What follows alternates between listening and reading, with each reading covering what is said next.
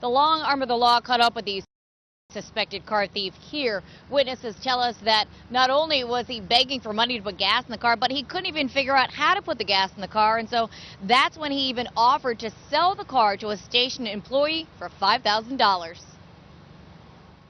Santa Ana police found it strange that the driver of a pricey white Ferrari was asking people for money to buy gas at a Santa Ana mobile station earlier this month, and that he didn't know how to put gas in the tank. When they approached, the man fled.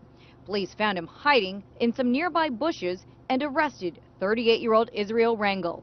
Needless to say, Rangel wasn't the owner of the $340,000 car.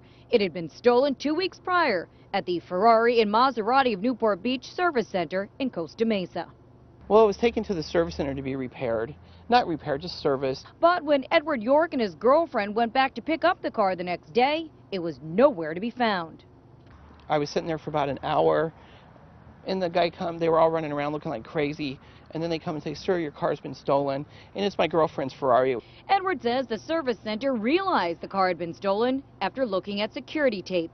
It'd been missing for 27 hours before anybody even noticed it was stolen.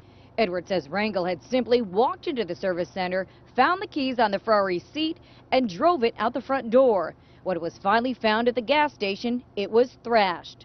Begging for gas for this Ferrari, and people looked at it and thought, "Oh, why are the shields ripped off and it's dirty and there's puke all over it?" The whole underneath and everything was just ripped to shreds. A girl was also with Rangel in the car. I think they must have been living in it, doing drugs in it. There was drugs all over. They ripped out the dash, they chopped the dash, they tore the paddle shifters off. Edward says they are more than disappointed with the Ferrari service center's gross lack of negligence and lack of help.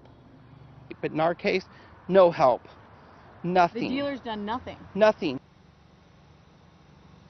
And I have reached out to the service center, but I've yet to hear back. Now, as for the owner of the car, she did receive a check from her insurance company and has since bought a new car, just not a Ferrari this time. For now, reporting live here in Santa Ana, Mary Beth McDade. We'll send it back to you guys in the studio.